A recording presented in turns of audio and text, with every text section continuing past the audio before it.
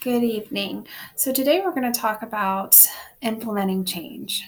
And the change that we're going to talk about implementing is decreasing the amount of violence on an inpatient psychiatric unit.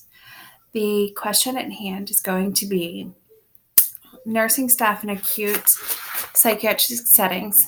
Does the lack of engagement increase violent incidents compared to staff who do not engage patients, decrease or prevent the need for restraints in a 6-month time frame?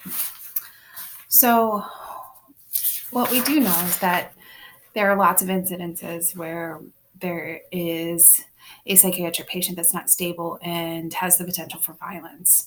One of the biggest things that is in place now is utilization of a violence risk assessment. There are several that can be done. However, this is not conclusive and does not guarantee that there will not be a violent episode. Our traditional approach to this is utilizing restraints and seclusion and some form of medication assistance with this instead of using alternatives. So this creates a lot of traumatic stress for the patient as well as the staff. There are incidences that patients hurt staff inadvertently when attempting to restrain them or administer medication.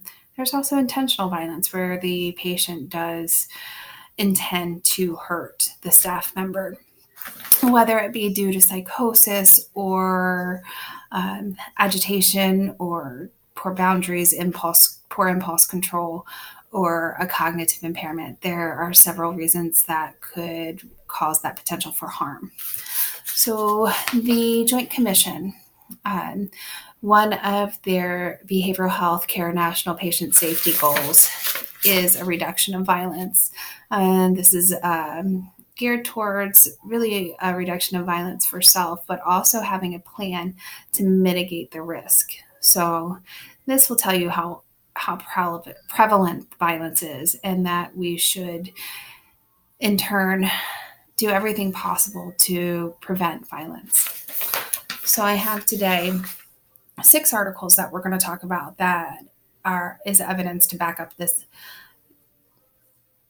question. So the first one I'm going to talk to you about is from Psychiatry and Psychotherapy podcast. And this is by Dr. Gillian Friedman, who is a doctor of psychiatry. So it's a quantitative study that looks at different areas of violence.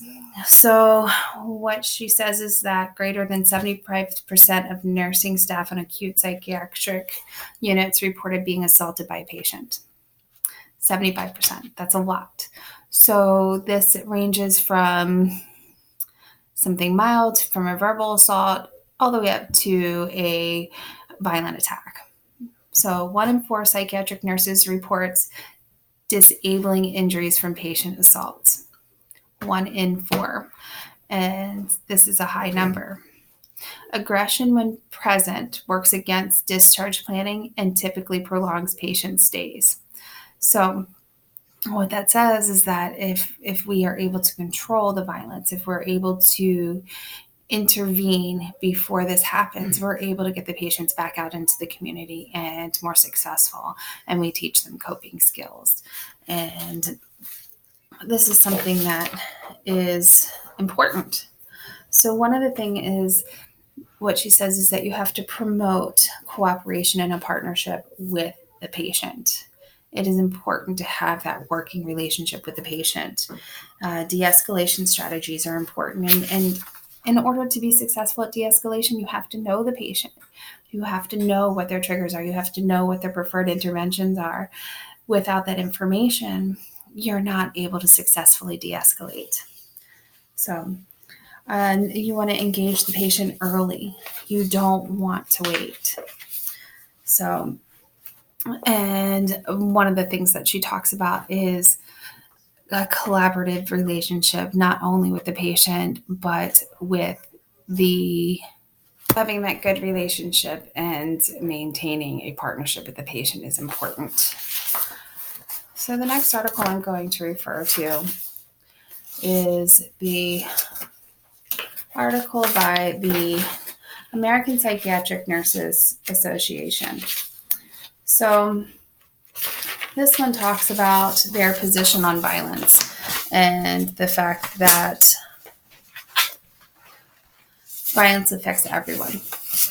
It doesn't just affect the patient. It doesn't just affect the nurse. It affects everyone in the team. It's across all cultures, across all races.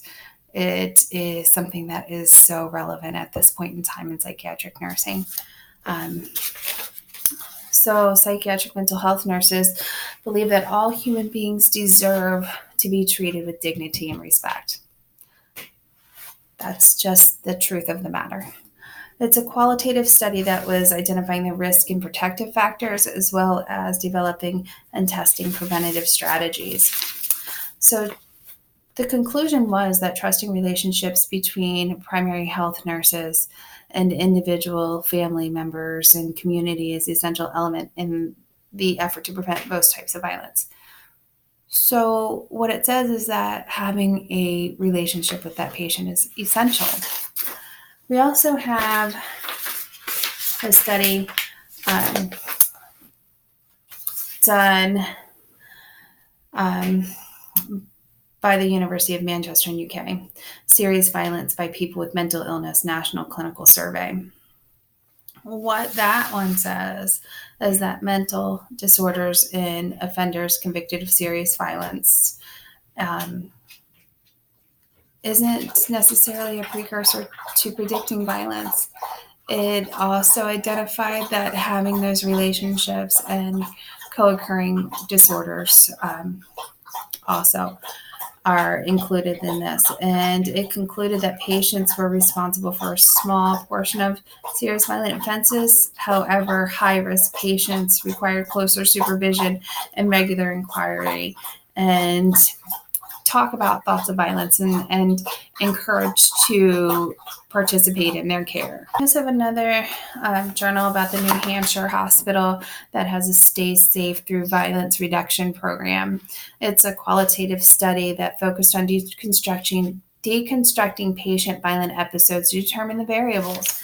One of the most poignant things that it did discuss is that the rates of injuries to staff in a mental health setting were due to not having a good relationship with that patient. It's associated violence with inadequate treatment of patients, inadequate treatment of their symptoms, patient frustration, inconsistencies, and also receiving bad news. So having that good relationship and building that rapport can help with all of that. The ability to share the experience and the expertise were really important and engendered a sense of that not only the patient, but you're in it together. So fostering that sense of partnership between yourself and the patient. There's also another one, safety guidelines for injury-free management of psychiatric patients in pre-crisis and crisis situations. This one was a qualitative and quantitative study that looked at the relationship between a psychiatrist and a psych resident with the patient. And what it established is that the resident had a better relationship and built a better rapport because they basically spent more time talking to the patient because they wanted to learn more. They wanted to learn more about the patient. They wanted to learn more about the patients they were treating, and they weren't as sure of themselves as the psychiatrist thought they were. And that determined that having a relationship with the patient was important. And then there's also another quantitative study that talks about the relationship between level of training and accuracy of violence risk assessment. So accuracy of clinicians and evaluations. They reviewed records of 151 patients who assaulted staff. And what they found was that there were inadequate violence risk assessments. They didn't have a relationship with their patients and didn't know what their triggers were, didn't know how to de-escalate the clients, didn't know how to prevent the violence just by simply talking to the patients. So there is ample evidence to show that having a relationship with your patient decreases violence. So, in order to improve patient engagement with the patient, between the patient and the staff member, we'll be implementing a new group schedule. This group schedule will be multiple groups with multiple topics. It will be outlined. It will be posted for the patient and the staff. So what we'll be doing is the Johns Hopkins Nursing Evidence-Based Practice Model. So it's a three-step process, which is the practice question. The practice question is, again, in inpatient psychiatric patients, what is the effort of fostering a caring relationship with nursing staff compared to a strict clinical relationship on the frequency of violence within the average length of stay of 90 days? So with implementing these groups, there will be some groups that are geared towards just talking and getting to know the patient. So we are going to use general knowledge of the disease process, and we're going to simply do a systemic review. We're going to review and appraise studies on relevant topics, which I just talked about.